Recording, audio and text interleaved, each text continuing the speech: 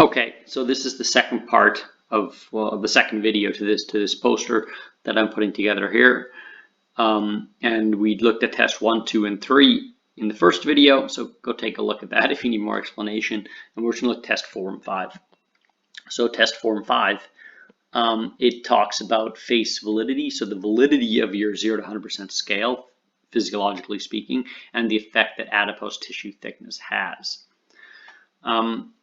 And just like test 1, 2, and 3, we use the arterial occlusion method to find out your SMO2 min and your SMO2 max for all these different muscle sites and the individuals tested.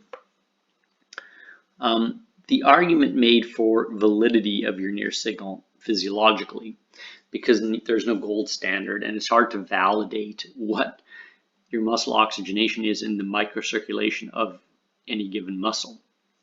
It's not really a good way of doing this. So true validation is difficult. That's why the name of the test is face validation. It's an assumed validation. And what we compare our SMO2 values to is to mixed venous blood, this SVO2. So basically the oxygenation of your venous blood, the blood that has left your muscles and your skin and your fat and is now being returned to the heart after oxygen has been taken off. And there's some studies out there that look at comparisons between NIRS and mixed venous blood using blood draws, and there are some mixed results, which likely have to do with how your NIRS device is measuring.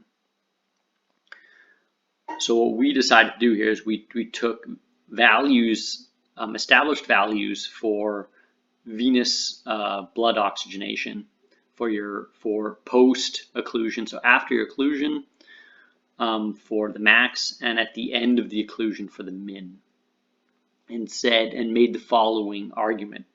The argument is that if muscle is the most metabolically active tissue of all the tissue that you're measuring with your NIRS device, so let's for simplicity's sake say skin, fat, and muscle, and you have a given venous return from those three tissue types, your NIRS oxygenation value cannot be higher than the saturation of the venous return. So if the saturation of the venous return is, in our case, 26%, the documented values, our SMO2 value has to be 26%, or logically even lower, since the muscle layer is the metabolically most active and is being diluted in the venous blood by higher percentage fat and skin layer tissue.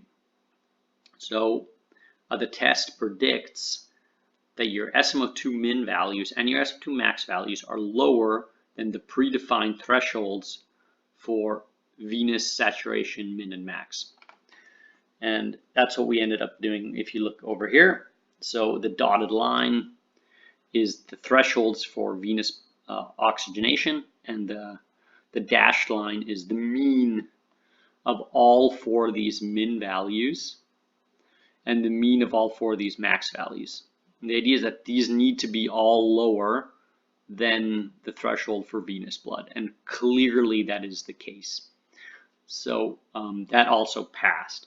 That offers, now I don't know how much lower this needs to be. We generally don't know how much lower. It needs to be lower. So we established a threshold to test against. How much is then difficult to assess? It's more that if our min values were somehow at 40%, you would question the scaling of that NIRS device. It would make little sense to have such high oxygenation if you're somehow representing muscle layer and you know what venous saturations would be.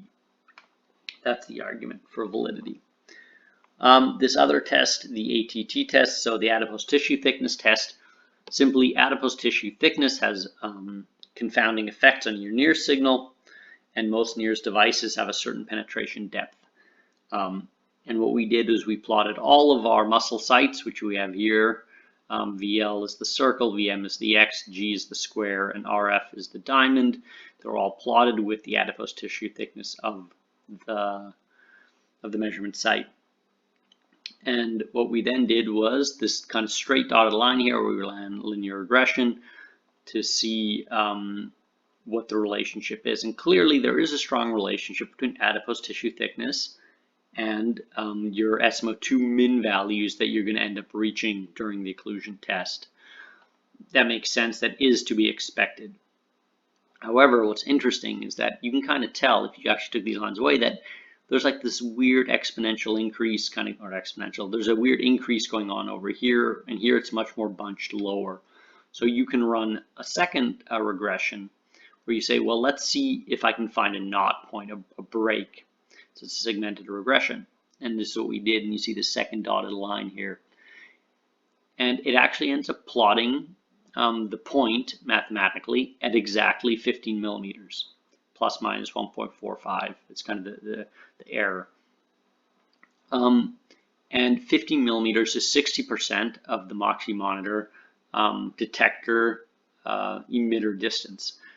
And that is what is the recommended penetration depth for the device to still be sensitive to muscle tissue. And this is actually, by complete chance, it landed exactly on 15. So everything below 15, you have a much flatter increase or much lower effect of adipose tissue. And once you go over 15, the effect gets much greater. So as long as you stay below the 15 millimeter mark, you have good sensitivity to muscle tissue. You lose sensitivity much quicker once you go above 15 millimeters. So that's important to know when using your Moxy or when using any NIRS device. That's the last test actually. So I hope you enjoyed this, and if there's any questions, let me know. If you watch this before ECSS tomorrow, you can come visit me and talk to me about my poster. Yeah, so I hope you enjoyed that, and I'll put up some videos later. Bye.